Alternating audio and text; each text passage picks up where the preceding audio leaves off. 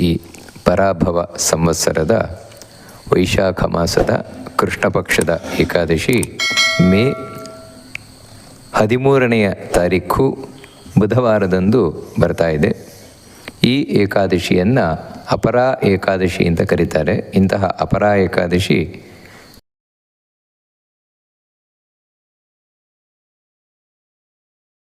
ಮೇ 13ನೇ ತಾರೀಖು ಬುಧವಾರದಂದು ಬರ್ತಾ ಇದೆ. ಇದರ ಮಹತ್ವವನ್ನು ಪುರಾಣಗಳು ತಿಳಿಸ್ಕೊಂಡು ಹೋಗ್ತವೆ. ವಾಸ್ತವಿಕವಾಗಿ ಇದರ ಮಹತ್ವ ಅಂದರೆ ಕೇವಲ ಈ ಒಂದು ಏಕಾದಶಿಗೆ ಸಂಬಂಧಪಟ್ಟಾಗ ಮಾತ್ರ ಅಲ್ಲ, ಇದು ಎಲ್ಲ ಏಕಾದಶಿಗೂ ಕೂಡ ಸಂಬಂಧಪಟ್ಟಿರುವಂಥದ್ದು. ಆದರೆ ವಿಶೇಷವಾಗಿ ಈ ಒಂದು ಏಕಾದಶಿಯನ್ನು ನಿಮಿತ್ತ ಮಾಡಿಕೊಂಡು ಹೇಳ್ತಾ ಇರುವುದಷ್ಟೇ. ಧರ್ಮರಾಜನಿಗೆ ಕೃಷ್ಣ ಈ ಏಕಾದಶಿಯ ಮಹತ್ವವನ್ನು ತಿಳಿಸ್ಕೊಂಡು ಹೋಗ್ತಾನೆ. ಇದರ ಹೆಸರೇ ತಿಳಿಸುವಂತೆ ಅಪರ ಅಂತ ಹೇಳಿದರೆ ಅಪಾರ ಅಂತ. ಅಪರ ನಾಮ ರಾಜೇಂದ್ರ ಅಪಾರ ಫಲದಾಯಿನಿ ಲೋಕೆ ಪ್ರಸಿದ್ಧತಾಯಾತಿ ಅಪರಾಂ ಎಷ್ಟು ಸೇವತೆ. ಅಪಾರ ಫಲವನ್ನು ಕೊಡುವಂಥದ್ದು ಅದೇ ಅಪರ ಅಂತ ಆಗಿದೆ ಅಂತ. ಅಥವಾ ಇದು ಇನ್ನೊಂದು ನಮ್ಮ ಪಾಪವನ್ನು ಕಳೆಯುವಂತಹ ಸಾಧನ ಅಂತ. ಅಂದರೆ ಪಾಪವನ್ನು ಕಳೆಯಲಿಕ್ಕೆ ಭಗವಂತನ ನಾಮಸ್ಮರಣೆ, ಭಗವಂತನ ಚಿಂತನೆ, ನಾಮಸ್ಮರಣೆ ಮುಂತಾದವುಗಳೆಲ್ಲ ಅದು ಮೊದಲನೆಯ ಸಾಧನ. ಆದರೆ ಎರಡನೆಯ ಸಾಧನೆ ಯಾವುದು ಅಂತ ಹೇಳಿದರೆ ನಮ್ಮ ಪಾಪವನ್ನೆಲ್ಲ ಕಳ್ಕೊಳ್ಳಿಕ್ಕೆ ಈ ಏಕಾದಶಿ ವ್ರತವನ್ನು ಆಚರಣೆಯನ್ನು ಮಾಡುವಂಥದ್ದು. ಆ ಅರ್ಥದಲ್ಲಿಯೂ ಕೂಡ ಇದು ಅಪರ ಅಂತ ಕರೆಯಲ್ಪಡುತ್ತದೆ. ಅಥವಾ ಅಪಾರ ಅಂತ ಹೇಳಿದರೆ ಅದಕ್ಕೆ ಎಣೆ ಇಲ್ಲ. ಆ ರೀತಿ ಎಣೆ ಇಲ್ಲದ ಫಲವನ್ನು ಇದು ತಂದುಕೊಡ್ತದೆ. ಬ್ರಹ್ಮಹತ್ಯಾಭಿಭೂತೋಪಿ ಗೋತ್ರ ಭ್ರೂಣ ತಥಾ ಪರಾಪವಾದವಾದೀ ಚ ಪರಸ್ತ್ರೀ ರಸಿಕೋಪಿ ಚ ಅಪರಾತ್ ಸೇವನಾದ ರಾಜನ್ ವಿಪಾಪ್ಮ ಭವತಿ ಧ್ರುವಂ. ಇದೆಂತೆಂಥ ಪಾಪಗಳನ್ನು ಕಳೀತದೆ ಅಂತೇಳಿದರೆ ಈ ಅಪರ ಏಕಾದಶಿ. ಒಬ್ಬ ವ್ಯಕ್ತಿ ಬ್ರಹ್ಮಹತ್ಯೆಯನ್ನು ಮಾಡಿದ್ದಾನೆ ಅಂದರೆ ಇವೆಲ್ಲ ಏನು ಅಂತ ಹೇಳಿದರೆ ತುಂಬ ಕೆಟ್ಟ ಪಾಪಗಳು, ತುಂಬ ದೊಡ್ಡ ಪಾಪಗಳು. ಮನುಷ್ಯನನ್ನು ಜನ್ಮಾಂತರಗಳಲ್ಲಿ ನರಕದಲ್ಲಿ ಸಿಲುಕಿಸಿ ನಲುಕಿಸುವುದು ಮಾತ್ರ ಅಲ್ಲ, ಇಲ್ಲಿ ಹುಟ್ಟಿ ಬಂದರೂ ಕೂಡ ಮತ್ತೆ ಸುಖವನ್ನು ಕಾಣಲಿಕ್ಕೆ ಸಾಧ್ಯ ಇಲ್ಲ. ಆ ರೀತಿ ಮಾಡುವಂತಹ ಪಾಪಗಳು, ಅವುಗಳಲ್ಲಿ ಬ್ರಹ್ಮಹತ್ಯೆ ಅನ್ನುವಂಥದ್ದು ಮೊದಲಿರುವಂಥದ್ದು. ಬ್ರಹ್ಮಹತ್ಯೆ ಅಂತೇಳಿದರೆ ಯಾರು ಭಗವದ್ಭಕ್ತರಾದಂತಹ ಒಳ್ಳೆ ಸಾತ್ವಿಕ ಗುಣದಿಂದ ಕೂಡಿಕೊಂಡಿರುವಂತಹ ತಮ್ಮ ಧರ್ಮದಲ್ಲಿ ನಿರತರಾಗಿರುವಂತಹ ಬ್ರಾಹ್ಮಣರಿದ್ದಾರೋ ಅಂಥವರನ್ನು ಹಿಂಸಿಸುವಂತಹದ್ದು, ಕೊಲ್ಲುವಂತಹದ್ದು, ಅವರ ವೃತ್ತಿಯನ್ನು ಅವರೇನಾದರೂ ಕೆಲಸ ಮಾಡ್ತಾ ಇದ್ದರೆ ಅದಕ್ಕೆ ತಡೆಯನ್ನು ಒಡ್ಡುವಂತಹದ್ದು, ಇವೆಲ್ಲ ಏನಂದರೆ ಬ್ರಹ್ಮಹತ್ಯೆ ಅಂತ ಕರೆಯಲ್ಪಡ್ತದೆ. ಅದೇ ರೀತಿ ದೇವರಿಗೆ ಅವಮಾನವನ್ನು ಮಾಡುವಂಥದ್ದು. ಬ್ರಹ್ಮ ಅಂತ ಹೇಳಿದರೆ ದೇವರು ಕೂಡ. ಆ ಭಗವಂತನಿಗೆ, ನಾರಾಯಣನಿಗೆ, ಕೃಷ್ಣನಿಗೆ ಅವಮಾನವನ್ನು ಮಾಡುವಂಥದ್ದು. ಮತ್ತು ಆ ಭಗವಂತನ ದೇವಾಲಯವನ್ನು ನಾಶಗೊಳಿಸುವಂತಹದ್ದು, ಆ ಭಗವಂತನನ್ನು ಹೊಗಳುವಂತಹ ವೇದ ಮುಂತಾದವುಗಳೇನಿದೆ ಅದನ್ನು ನಾಶಗೊಳಿಸುವಂಥದ್ದು, ಇವೆಲ್ಲವೂ ಬ್ರಹ್ಮಹತ್ಯೆ, ಮಹಾದೊಡ್ಡ ಪಾಪ. ಇಂಥ ಪಾಪವನ್ನು ಮಾಡಿದರೂ ಕೂಡ, ಅಥವಾ ಇನ್ನೊಬ್ಬ ಒಂದು ಕುಲವನ್ನೇ ನಾಶ ಮಾಡಿಬಿಟ್ಟಿದ್ದಾನೆ, ಈ ರೀತಿ ಇಡೀ ವಂಶವನ್ನೇ ನಾಶಗೊಳಿಸಿದರೂ ಕೂಡ, ಅಥವಾ ಭ್ರೂಣ ಅಂತೇಳಿದರೆ ಯಾರು ಭ್ರೂಣ ಹತ್ಯೆಯನ್ನು ಮಾಡ್ತಾನೆ, ಭ್ರೂಣ ಹತ್ಯೆಯನ್ನು ಮಾಡಿಸಿಕೊಳ್ತಾಳೆ, ಇದು ಕೂಡ ಒಂದು ಜೀವ ಹತ್ಯೆಯನ್ನು ಮಾಡಿದಂತಹ ಪಾಪ. ಇಂಥ ಪಾಪ ಇರಬಹುದು. ಅಥವಾ ಇನ್ನೊಬ್ಬರ ಮೇಲೆ ಇಲ್ಲಸಲ್ಲದ ಅಪವಾದವನ್ನೆಲ್ಲ ಹಾಕ್ತಾ ಇರುವಂಥದ್ದು. ಈ ರೀತಿ ಅಂದರೆ ಸುಮ್ಮನೆ ಅವರನ್ನು ಕಂಡ್ರೆ ಆಗೋದಿಲ್ಲ, ಅದಕ್ಕೋಸ್ಕರ ಅವರ ಮೇಲೆ ಇಲ್ಲಸಲ್ಲದ ಅಪವಾದವನ್ನೆಲ್ಲ ಹಾಕುವಂಥದ್ದು. ಅಥವಾ ಇನ್ನೊಂದೇನು ಅಂತ ಹೇಳಿದ್ರೆ ಪರಸ್ತ್ರೀಯರ ಮೇಲೆ ತಾನು ಕಾಮುಕ ದೃಷ್ಟಿಯಿಂದ ನೋಡುವಂಥದ್ದು. ಇವೆಲ್ಲ ಏನು ಅಂತೇಳಿದರೆ ಮಹಾಪಾಪಗಳು. ಒಂದೊಮ್ಮೆ ಇವನು ಗೊತ್ತಿಲ್ಲದೆಯೋ ಗೊತ್ತಿದ್ದೋ ಇಂಥ ಪಾಪ ಮಾಡಿದ್ದಾನೆ ಅಂತೇಳಿದರೆ, ವಾಸ್ತವಿಕವಾಗಿ ಗೊತ್ತಿಲ್ಲದೆ ಮಾಡಿದ ಪಾಪಗಳಿಗೆ ಪ್ರಾಯಶ್ಚಿತ್ತ ಅಂತ ಇರುವಂಥದ್ದೇ ಹೊರತು ಗೊತ್ತಿದ್ದೂ ಮಾಡಿದ ಪಾಪಗಳಿಗೆ ಪ್ರಾಯಶ್ಚಿತ್ತ ಅಂತಿಲ್ಲ. ಆದರೆ ಕೆಲವೊಮ್ಮೆ ಗೊತ್ತಿದ್ದೂ ಕೂಡ ಅನಿವಾರ್ಯವಾಗಿ ಮಾಡಬೇಕಾಗಿ ಬರಬಹುದು ತನಗೆ. ಅಂದರೆ ಅನಿವಾರ್ಯ ಅಂದರೆ ಬೇರೆ ರೀತಿಯಿಂದ ಸಾಧ್ಯವೇ ಇಲ್ಲ. ಗೊತ್ತಿದೆ ತಪ್ಪು ಅಂತ ಗೊತ್ತಿದೆ, ತಪ್ಪು ಅಂತ ಗೊತ್ತಿದ್ರೂ ಕೂಡ ಬೇರೆ ರೀತಿಯಿಂದ ತನಗಲ್ಲಿ ಏನೂ ಮಾಡಲಿಕ್ಕಾಗ್ತಾ ಇಲ್ಲ. ಅಂಥ ಸಂದರ್ಭಗಳಲ್ಲಿ ಅವನು ಪಾಪವನ್ನು ಮಾಡಿರಬಹುದು. ಅಂದರೆ ಯಾವುದೋ ಒಂದು ಸಂದರ್ಭಕ್ಕೆ ಸಿಲುಕಿ ಯಾವುದೋ ಒಂದು ಕಾಲಕ್ಕೆ ಸಿಲುಕಿ, ಯಾವುದೋ ಒಂದು ದೇಶಕ್ಕೆ ಸಿಲುಕಿ ಇವನು ಅಲ್ಲಿ ಪಾಪವನ್ನು ಎಸಗಿರ್ಬೋದು. ಇಂಥ ಎಲ್ಲ ಪಾಪಗಳನ್ನು ಕೂಡ ಈ ಅಪರಾ ಏಕಾದಶಿಯನ್ನು ನಾವು ಶ್ರದ್ಧಾ ಭಕ್ತಿಯಿಂದ ಆಚರಿಸಿದರೆ ಅದು ಪರಿಹಾರ ಆಗತ್ತೆ ಎಂದು ಹೇಳ್ತಾರೆ. ಹಾಗೆಯೇ ಕೂಟಸಾಕ್ಷ್ಯಂ ಮಾನಕೂಟಂ ತುಲಾಕೂಟಂ ಕರೋತಿ ಯಃ.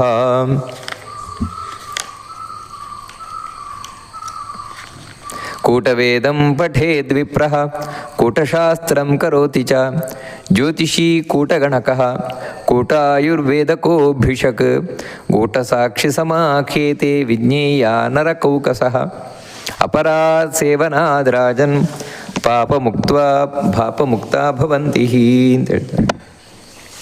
ಇನ್ಯಾರು ಅಂತ ಹೇಳಿದರೆ, ಯಾವ ವ್ಯಕ್ತಿ ಕೂಟಸಾಕ್ಷ್ಯಂ ಅಂದರೆ ಸುಳ್ಳು ಸಾಕ್ಷಿ ಹೇಳು, ಸುಳ್ಳು ಸಾಕ್ಷಿಯನ್ನು ಹೇಳಿ ಒಬ್ಬನ ಜೀವನವನ್ನೇ ನಾಶಗೊಳಿಸುವಂಥದ್ದು. ಯಾಕಂತ ಹೇಳಿದರೆ ಕೆಲವೊಮ್ಮೆ ನಾವು ಸುಳ್ಳು ಸಾಕ್ಷಿಯನ್ನು ಹೇಳಿ ಯಾರು ಪ್ರಾಮಾಣಿಕನಾಗಿದ್ದಾನೆ, ಪ್ರಾಮಾಣಿಕನಾದ ಸತ್ಯವಂತನಾದ ವ್ಯಕ್ತಿಯ ಜೀವನವನ್ನೇ ಹಾಳು ಮಾಡಿಬಿಡ್ಬೋದು. ಇದು ಕೂಡ ಮಹಾಪಾಪ.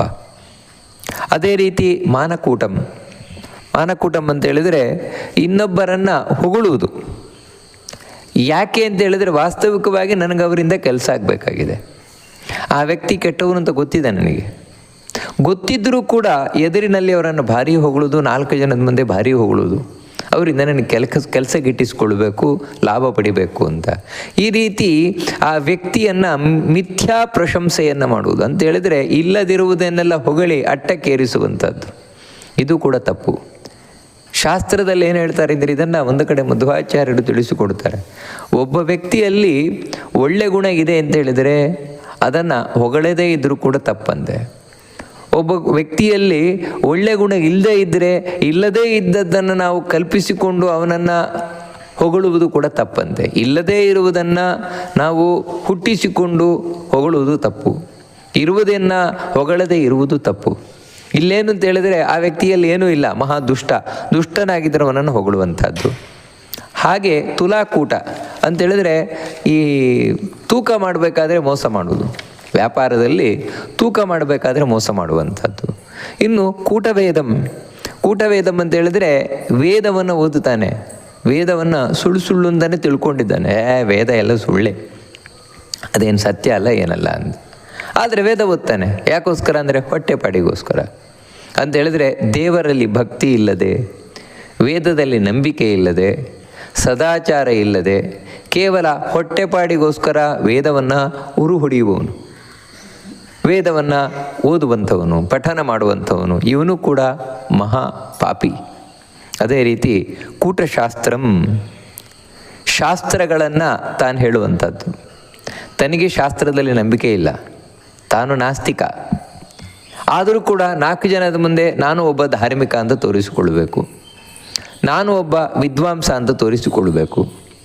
ಎಲ್ಲ ಕಾರಣಗಳಿಂದ ನಂಬಿಕೆ ಇಲ್ಲದೇ ಇದ್ದರೂ ಕೂಡ ತಾನು ಅದನ್ನು ಹೇಳುವುದು, ಮತ್ತು ಹೇಳುವುದು ಕೂಡ ಸುಳ್ಳೆ. ನಿಜವಾಗಲೂ ಶಾಸ್ತ್ರದಲ್ಲಿ ಏನು ಹೇಳಲ್ಪಟ್ಟಿದೆ ಆ ನಿಜವಾದ ಅರ್ಥವನ್ನು ತಿಳಿಸುವುದಿಲ್ಲ. ಮತ್ತೇನೆಂದರೆ ತನಗೆ ತಲೆಗೆ ತೂಚಿದ ಹಾಗೆ ತಿಳಿಸುವಂಥದ್ದು, ತಪ್ಪೇ ಹೇಳುವಂಥದ್ದು. ಇದೇ ಶಾಸ್ತ್ರ ಅಂತ. ಹೀಗೆ ಯಾರು ವೇದಶಾಸ್ತ್ರಗಳನ್ನು ತಪ್ಪಾಗಿ ಅರ್ಥೈಸಿ ಜನಗಳನ್ನು ಮೋಸಗೊಳಿಸ್ತಾರೆ ಇದು ಕೂಡ ಮಹಾಪಾಪ. ಹಾಗೆಯೇ ಒಬ್ಬ ಜ್ಯೋತಿಷಿ ಸರಿಯಾಗಿ ಜ್ಯೋತಿಷ್ಶಾಸ್ತ್ರ ತಿಳ್ಕೊಂಡಿಲ್ಲ, ಅರ್ಧಂಬರ್ಧ ತಿಳ್ಕೊಂಡಿದ್ದಾನೆ. ಈ ರೀತಿ ಅರ್ಧಂಬರ್ಧ ತಿಳಿದುಕೊಂಡು ಅಥವಾ ತಪ್ಪಾಗಿ ತಿಳಿದುಕೊಂಡು ಸರಿಯಾಗಿ ವಿಮರ್ಶೆಯನ್ನು ಮಾಡದೆ ಕಡೆಗೆ ಎಲ್ಲಿವರೆಗೆ ಅಂದರೆ ಪಂಚಾಂಗ ಯಾವುದು ಸರಿ ತಪ್ಪು ಅಂತಲೂ ಗೊತ್ತಿಲ್ಲ, ಅದು ಕೂಡ ಗೊತ್ತಿಲ್ಲ. ಮತ್ತೇನು ಅಂತ ಹೇಳಿದ್ರೆ ಸುಮ್ಮನೆ ಹೊಟ್ಟೆಪಾಡಿಗೋಸ್ಕರ ಏನೋ ತಾನು ಸುಳ್ಳು ಹೇಳ್ತಾನೆ. 10 ಜನರಿಗೆ ನಾನೊಬ್ಬ ದೊಡ್ಡ ಜ್ಯೋತಿಷಿಯಿಂದ ಬೋರ್ಡ್ ಹಾಕ್ಕೊಂಡು 10 ಜನರಿಗೆ ಇಲ್ಲ ಸಲ್ಲದ ಮೋಸವನ್ನು ಮಾಡಿ ಅವರಿಂದ ದುಡ್ಡನ್ನು ಕಬಳಿಸ್ತಾನೆ. ಇಂಥ ವ್ಯಕ್ತಿ ಮಹಾಪಾಪಿ ಇವನು ಅಂತ ಹೇಳ್ತಾನೆ. ಅದೇ ರೀತಿ ಇನ್ನೊಬ್ಬ ವೈದ್ಯ, ಅವನು ಕೂಡ ಕೂಟಾಯುರ್ವೇದಕ್ಕೂ ಅಂತ ಹೇಳ್ತಾರೆ. ನಿಜವಾಗಿಯೂ ಕೂಡ ಆಯುರ್ವೇದ ಶಾಸ್ತ್ರದಲ್ಲಿ ಏನಿದೆ ಅದನ್ನು ಇವನು ಗುರುಮುಖೇನ ತಿಳಿದವನಲ್ಲ, ಚೆನ್ನಾಗಿ ಅದರ ಬಗ್ಗೆ ಸಂಶೋಧನೆ ಮಾಡಿದವನಲ್ಲ. ಮತ್ತೇನು ಅಂತ ಹೇಳಿದ್ರೆ ಏನೋ ಯಾರೋ ಒಬ್ಬ ಡಾಕ್ಟ್ರೊಟ್ಟಿಗಿದ್ದ, ಯಾರೋ ಒಬ್ಬ ವೈದ್ಯರೊಟ್ಟಿಗಿದ್ದ, 4 ದಿನ ಇದ್ದ, ಏನೋ ಚೂರು ಕಲ್ತ್ಕೊಂಡ, ಬಳಿಕ ತಾನೇ ದೊಡ್ಡ ವೈದ್ಯ ಅಂತ ಮದ್ದು ಕೊಡ್ಲಿಕ್ಕೆ ಶುರು ಮಾಡಿದ. ಇದು ಯಾಕೋಸ್ಕರ ಅಂದರೆ ಹೊಟ್ಟೆಪಾಡಿಗೋಸ್ಕರ. ರೋಗಿಗಳ ರೋಗವನ್ನು ಗುಣ ಮಾಡುವುದು ಮುಖ್ಯ ಅಲ್ಲ, ಅವನಿಗೆ ದುಡ್ಡು ಮಾಡುವುದು ಮುಖ್ಯ. ಈ ರೀತಿ ಸರಿಯಾಗಿ ಆಯುರ್ವೇದ ಶಾಸ್ತ್ರವನ್ನು ಅಧ್ಯಯನವನ್ನು ಮಾಡದೆ ಯಾರು ಮದ್ದು ಕೊಡ್ತಾನೋ ಅಂತಹ ವೈದ್ಯ, ಇವರೆಲ್ಲರೂ ಕೂಡ ಏನಂದರೆ ಕೂಟ ಸಾಕ್ಷಿ ಸಮಾಹ ಅಂತ. ಕೋರ್ಟಿನಲ್ಲಿ ಸುಳ್ಳು ಸಾಕ್ಷಿಯನ್ನು ಹೇಳಿದರೆ ನಾವು ಎಷ್ಟು ತಪ್ಪು ಎಷ್ಟು ಪಾಪದ ಕೆಲಸ ಅಂತ ಪರಿಗಣನೆಯನ್ನು ಮಾಡ್ತೇವೋ ಹಾಗೆ ಅಂತ ಇವರೆಲ್ಲರೂ ಕೂಡ. ಅಂದರೆ ಸುಳ್ಳಾದ ಜ್ಯೋತಿಷಿ, ಸುಳ್ಳಾದ ವೈದ್ಯ, ಸುಳ್ಳಾದ ವೇದ ಪಾಠಕ ಅಂದರೆ ವೇದವನ್ನು ಪಡಿಸುವವನು, ಸುಳ್ಳಾಗಿ ಶಾಸ್ತ್ರವನ್ನು ಹೇಳುವವನು, ಅದೇ ರೀತಿ ತೂಕದಲ್ಲಿ ಮೋಸ ಮಾಡುವವನು, ಇನ್ನೊಬ್ಬರನ್ನು ಸುಳ್ಳಾಗಿ ಹೊಗಳುವಂಥವನು, ಇವರೆಲ್ಲರೂ ಕೂಡ ಯಾರು ಸುಳ್ಳು ಸಾಕ್ಷಿ ಹೇಳ್ತಾರೆ ಅವನಿಗೆ ಸಮಾನನಾಗಿರುವವನು. ಇವರೆಲ್ಲರೂ ಕೂಡ ನರಕಕ್ಕೆ ಹೋಗಿ ಬೀಳ್ತಾರೆ ಅಂತ ಭಗವಂತ ಕೃಷ್ಣ ತಿಳಿಸ್ಕೊಂಡು ಹೋಗ್ತಾನೆ. ಆದರೂ ಕೂಡ ಜೀವನದಲ್ಲಿ ಯಾವತ್ತೂ ಅವರಿಗೆ ಪಶ್ಚಾತ್ತಾಪ ಆಯಿತು, ನಾನು ತಪ್ಪು ಮಾಡಿದ್ದೇನೆ ಅಥವಾ ನಾನು ತಪ್ಪು ಮಾಡ್ತಾ ಇದ್ದೇನೆ, ಇನ್ನು ಮುಂದೆ ನಾನು ಈ ರೀತಿ ತಪ್ಪು ಮಾಡುವುದಿಲ್ಲ. ಈ ರೀತಿ ಅವನಿಗೆ ಮನವರಿಕೆ ಆದಾಗ, ಇನ್ನು ಮುಂದೆ ನಾನು ಮಾಡುವುದಿಲ್ಲ ಅಂತ ಅವನು ಎಣಿಸಿದಾಗ, ಈಗಾಗಲೇ ನಾನು ಪಾಪ ಮಾಡಿಬಿಟ್ಟಿದ್ದೇನಲ್ವ, ಅದಕ್ಕೆ ಯಾವ ರೀತಿ ನಾನು ಕಳ್ಕೊಳ್ಳೋದು, ಪ್ರಾಯಶ್ಚಿತ್ತ ಏನು ಅಂತ ಹೇಳಿದ್ರೆ ಅದಕ್ಕೆ ಈ ಅಪರ ಏಕಾದಶಿಯನ್ನು ಮಾಡಿ ಆ ಪಾಪವನ್ನು ಕಳ್ಕೊಳ್ಳಿಕ್ಕಾಗತ್ತೆ ಅಂತ ಭಗವಂತ ತಿಳಿಸ್ತಾ ಇದ್ದಾನೆ. ಅಂದರೆ ಇದೇನು ಅಂದರೆ ನಾವು ಬರೀ ಅಪರ ಏಕಾದಶಿಯನ್ನು ಮಾಡುವುದು ಮತ್ತು ಈ ಸುಳ್ಳನ್ನು ಮುಂದುವರಿಸ್ಕೊಂಡು ಹೋಗ್ತಾ ಇರೋದು, ಇದು ಪ್ರಯೋಜನ ಇಲ್ಲ. ಮತ್ತೇನೆಂದರೆ ಅವನಿಗೆ ಆ ತಪ್ಪಿನ ಅರಿವಾಗಬೇಕು. ಅರಿವಾಗಿ ಇನ್ನು ಮುಂದೆ ನಾನು ಮಾಡುವುದಿಲ್ಲ ಅಂತ ಅವನ ಮನಸ್ಸಿನಲ್ಲಿ ಗಟ್ಟಿ ಮಾಡಿಕೊಳ್ಬೇಕು, ಪ್ರತಿಜ್ಞೆಯನ್ನು ಮಾಡಿಕೊಳ್ಬೇಕು. ಆಮೇಲೆ ಈಗಾಗಲೇ ನಾನು ಮಾಡಿದ ಪಾಪಕ್ಕೆ ಏನು ಪ್ರಾಯಶ್ಚಿತ್ತ ಅಂತ ಎಣಿಸಿದರೆ ಅದು ಈ ರೀತಿ ಅಪರ ಏಕಾದಶಿಯನ್ನು ಸೇವಿಸುವಂಥದ್ದು ಅಂತ ಹೇಳ್ತಾನೆ. ಅದೇ ರೀತಿ ಇನ್ಯಾವ ಪಾಪ ಅಂತ ಹೇಳಿದ್ರೆ, ಗುರುಗಳಿಗೆ ನಿಂದೆಯನ್ನು ಯಾವತ್ತೂ ಮಾಡಬಾರದು. ಯಾವ ಗುರುಗಳ ಬಳಿ ವಿದ್ಯೆಯನ್ನು ಪಡೆದನೋ ಅಂಥ ಗುರುಗಳಿಗೆ ಯಾವತ್ತೂ ತಾನು ನಿಂದೆಯನ್ನು ಮಾಡಬಾರ್ದು. ಯಾವ ವ್ಯಕ್ತಿ ಆ ರೀತಿ ಗುರು ನಿಂದೆಯನ್ನು ಮಾಡ್ತಾನೆ ಅವನು ನರಕಕ್ಕೆ ಹೋಗಿ ಬೀಳ್ತಾನೆ. ಆದರೆ ಅವನಿಗೆ ಪಶ್ಚಾತ್ತಾಪ ಆಯಿತು, ಇಲ್ಲ ಇನ್ನು ಮುಂದೆ ನಾನು ಗುರುಗಳನ್ನು ನಿಂದಿಸುವುದಿಲ್ಲ. ಈ ರೀತಿ ತಿಳಿದ, ಈಗಾಗಲೇ ನಾನು ಏನು ಪಾಪ ಮಾಡಿದ್ದೇನೆ, ಅದಕ್ಕೇನು ಪ್ರಾಯಶ್ಚಿತ್ತ, ಅದಕ್ಕೆ ಈ ಅಪರ ಏಕಾದಶಿಯನ್ನು ನಾವು ಸೇವಿಸುವುದರಿಂದಾಗಿ ಈ ಗುರುನಿಂದೆಯಿಂದ ಮಾಡಿದಂತಹ ಪಾಪ ಹೊರಟೋಗ್ತದೆ ಅಂತ ಹೇಳ್ತಾರೆ. ಹೀಗೆ ಇಷ್ಟಲ್ಲದೆ ಯಾರು ಬ್ರಾಹ್ಮಣನಾಗಿ ತನ್ನ ಬ್ರಾಹ್ಮಣ ಧರ್ಮವನ್ನು ಆಚರಣೆ ಮಾಡದೇ ಇದ್ದರೆ, ಕ್ಷತ್ರಿಯನಾಗಿ ಕ್ಷತ್ರಿಯ ಧರ್ಮ, ವೈಶ್ಯನಾಗಿ ವೈಶ್ಯ ಧರ್ಮ, ಶೂದ್ರನಾಗಿ ಶೂದ್ರ ಧರ್ಮ, ಈ ರೀತಿ ಪ್ರತಿಯೊಬ್ಬರೂ ಅವರ ವರ್ಣಾಶ್ರಮಕ್ಕೆ ಉಚಿತವಾದ ಧರ್ಮಾಚರಣೆಯನ್ನು ಮಾಡಬೇಕಾದದ್ದು. ಮಾಡದೇ ಇದ್ದ ಪಕ್ಷದಲ್ಲಿ ಬಿಟ್ಟುಬಿಟ್ಟಿದ್ದಾರೆ. ಆಮೇಲೆ ಅವನಿಗೆ ತಪ್ಪಿನ ಅರಿವಾಯಿತು. ಅದಕ್ಕೇನು ಪ್ರಾಯಶ್ಚಿತ್ತ ಅಂದರೆ ಈ ಅಪರ ಏಕಾದಶಿಯನ್ನು ತಾನು ಭಕ್ತಿ ಶ್ರದ್ಧೆಯನ್ನು ಮಾಡುವಂಥದ್ದೊಂದು. ಹೀಗೆ ಈ ಅಪರ ಏಕಾದಶಿಯನ್ನು ಮಾಡುವುದರಿಂದಾಗಿ ನಮ್ಮ ಎಂತಹ ಪಾಪಗಳನ್ನೆಲ್ಲ ಕಳ್ಕೊಳ್ಳಿಕ್ಕೆ ಸಾಧ್ಯತೆ ಉಂಟು. ಇದನ್ನು ಭಗವಂತ ತಿಳಿಸಿ ಇನ್ನೇನು ಪುಣ್ಯ ಇದೆ. ಪಾಪ ಹೋಗುವುದು ಒಂದು ಕಡೆಯಿಂದಾದರೆ ಇನ್ನೊಂದು ನಮಗೆ ಅಪಾರ ಪುಣ್ಯವನ್ನು ತಂದುಕೊಡುವಂಥದ್ದು ಅಂತ ಕೇಳಿದ್ದು. ಅದೇನು ಅದನ್ನು ಹೇಳ್ತಾ ಇದ್ದಾರೆ. ಕಾರ್ತಿಕ ಮಾಸದಲ್ಲಿ ಪುಷ್ಕರತ್ರಯ ಅಂತ, ಆ ಪುಷ್ಕರತ್ರಯಕ್ಕೆ ಹೋಗಿ ತಾನು ಸ್ನಾನವನ್ನು ಮಾಡಿದರೆ ಎಷ್ಟು ಪುಣ್ಯ ಬರ್ತದೋ ಅಷ್ಟು ಪುಣ್ಯ ಬರ್ತದಂತೆ. ಅದೇ ರೀತಿ ಸೂರ್ಯ ಮಕರ ರಾಶಿಯಲ್ಲಿದ್ದಾಗ ಮಾಘ ಮಾಸದಲ್ಲಿ ಪ್ರಯಾಗಕ್ಕೆ ಹೋಗಿ ಗಂಗಾ ಯಮುನಾ ಸರಸ್ವತಿ ಸಂಗಮದಲ್ಲಿ ಸ್ನಾನವನ್ನು ಮಾಡಿದರೆ ಮಹಾಪುಣ್ಯ ಅಂತ ಹೇಳ್ತಾರೆ. ಆ ಪುಣ್ಯ ಈ ಅಪರ ಏಕಾದಶಿ ಮಾಡುವುದರಿಂದ ಬರ್ತದಂತೆ. ಅದೇ ರೀತಿ ಕಾಶಿಗೆ ಹೋಗಿ ಕಾಶಿಯಲ್ಲಿ ಶಿವರಾತ್ರಿ ಎಂದು ಉಪವಾಸವನ್ನು ಮಾಡಿದರೆ, ಅಂದರೆ ಕಾಶಿಯೇ ಶಿವನ ಕ್ಷೇತ್ರ, ಅಲ್ಲಿ ಶಿವರಾತ್ರಿ ಎಂದು ಉಪವಾಸವನ್ನು ಮಾಡಿದರೆ ಏನು ಪುಣ್ಯ ಬರುತ್ತದೋ ಆ ಪುಣ್ಯ ಈ ಅಪರ ಏಕಾದಶಿಯಿಂದ ಬರ್ತದಂತೆ. ಗಯೆಗೆ ಹೋಗಿ ಸಮಸ್ತ ಪಿತೃಗಳಿಗೆ ಪಿಂಡದಾನವನ್ನು ಮಾಡಿದರೆ ಏನು ಪುಣ್ಯ ಬರ್ತದೋ, ಅದೇ ರೀತಿ ತಾನು ಕುಂಭಮಾಸದಲ್ಲಿ, ಅಂದರೆ ಸೂರ್ಯ ಕುಂಭಮಾಸದಲ್ಲಿದ್ದಾಗ ಕೇದಾರ ದರ್ಶನವನ್ನು ಮಾಡುವಂಥದ್ದು, ಬದರಿಯ ದರ್ಶನವನ್ನು ಮಾಡುವಂಥದ್ದು, ಅಲ್ಲಿರುವಂತಹ ಗಂಗೆಯನ್ನು ಸೇವಿಸುವಂಥದ್ದು, ಇದರಿಂದ ಏನು ಪುಣ್ಯ ಬರ್ತದೆ ಅದು ಈ ಅಪರ ಏಕಾದಶಿಯನ್ನು ಮಾಡುವುದರಿಂದ ಬರ್ತದೆ ಅಂತ ಹೇಳ್ತಾ ಇದ್ದಾರೆ. ಅದೇ ರೀತಿ ಆನೆಯನ್ನು, ಕುದುರೆಯನ್ನು, ಬಂಗಾರವನ್ನು ಇವುಗಳನ್ನು ದಾನ ಮಾಡುವುದರಿಂದ ಏನು ಪುಣ್ಯ ಬರ್ತದೆ. ಅದೇ ರೀತಿ ನಾನಾ ವಿಧವಾದ ಯಜ್ಞಗಳಿಂದ ಏನು ಪುಣ್ಯ ಬರುತ್ತದೆ ಅವೆಲ್ಲವೂ ಕೂಡ ಈ ಅಪರ ಏಕಾದಶಿಯನ್ನು ಮಾಡುವುದರಿಂದ ಬರುತ್ತದೆ. ಅಷ್ಟು ಮಾತ್ರ ಅಲ್ಲ, ಗೋದಾನವೇ ಶ್ರೇಷ್ಠ. ಆ ಗೋದಾನದಲ್ಲಿಯೂ ಕೂಡ ಅದು ಕರುವನ್ನು ಹಾಕಬೇಕಾದರೆ, ಕರು ಇನ್ನು ಭೂಮಿಯನ್ನು ಮುಟ್ಟದಿರಬೇಕಾದರೆ, ಅಮ್ಮನ ಹೊಟ್ಟೆಯಿಂದ ಹೊರಗೆ ಬಂದಿರಬೇಕಾದರೆ, ಅಂದರೆ ಅಮ್ಮನ ಹೊಟ್ಟೆಯಿಂದ ಹೊರಗೆ ಬರ್ತಾ ಇದೆ, ಇನ್ನು ಭೂಮಿಯನ್ನು ಮುಟ್ಟಿಲ್ಲ. ಅಂಥ ಸಂದರ್ಭದಲ್ಲಿ ಮಾಡುವಂತಹ ಗೋದಾನ ಮಹಾಪುಣ್ಯಪ್ರದವಾದದ್ದು ಅಂತ ಶಾಸ್ತ್ರಗಳು ಹೇಳ್ತದೆ. ಅಂತಹ ಗೋವನ್ನು ದಾನ ಮಾಡಿದರೆ ಅರ್ಧಪ್ರಸೂತಾಂ ಗಾಂ ದತ್ವ. ಹಾಗೆಯೇ ಭೂಮಿ ದಾನವನ್ನು ಮಾಡುವುದರಿಂದಾಗಿ ಮನುಷ್ಯ ಎಷ್ಟು ಪುಣ್ಯವನ್ನು ಪಡಿತಾನೋ ಆ ಪುಣ್ಯವನ್ನು ಈ ಅಪರ ಏಕಾದಶಿಯನ್ನು ಮಾಡುವುದರಿಂದ ಪಡೀಲಿಕ್ಕೆ ಸಾಧ್ಯ ಉಂಟು. ಒಟ್ಟಾರೆ ಹೇಳುವುದಾಗಿದ್ದರೆ ನಮ್ಮ ಪಾಪವೆಂಬ ಮರಕ್ಕೆ ಇದೊಂದು ಕೊಡಲಿ ಇದ್ದಂತೆ. ಅದೇ ರೀತಿ ಪಾಪವೆಂಬ ಕಟ್ಟಿಗೆಗೆ, ಸೌದೆಗೆ ಇದು ಬೆಂಕಿ ಇದ್ದ ಹಾಗೆ, ಪಾಪವೆಂಬಂತಹ ಕತ್ತಲೆಗೆ ಸೂರ್ಯ ಇದ್ದ ಹಾಗೆ, ಪಾಪವೆಂಬಂತಹ ಜಿಂಕೆಗಳಿಗೆ ಇದು ಸಿಂಹ ಇದ್ದಾಗೆ ಈ ಏಕಾದಶಿ ಅಂತ ಹೇಳ್ತಾ, ಅದಕ್ಕೋಸ್ಕರ ಯಾರ ಮನಸ್ಸಿನಲ್ಲಿ ನಾವು ಪಾಪ ಮಾಡಿದ್ದೇವಪ್ಪ ಅಂತ ಇದೆಯೋ ಆ ವ್ಯಕ್ತಿಗಳು ಅಪರ ಏಕಾದಶಿಯನ್ನು ಖಂಡಿತವಾಗಿ ಮಾಡಲೇಬೇಕು ಅಂತ ಹೇಳ್ತಾರೆ. ಅಪರ ಏಕಾದಶಿ ರಾಜನ್ ಕರ್ತವ್ಯ ಪಾಪ ಭೀರುಭಿ.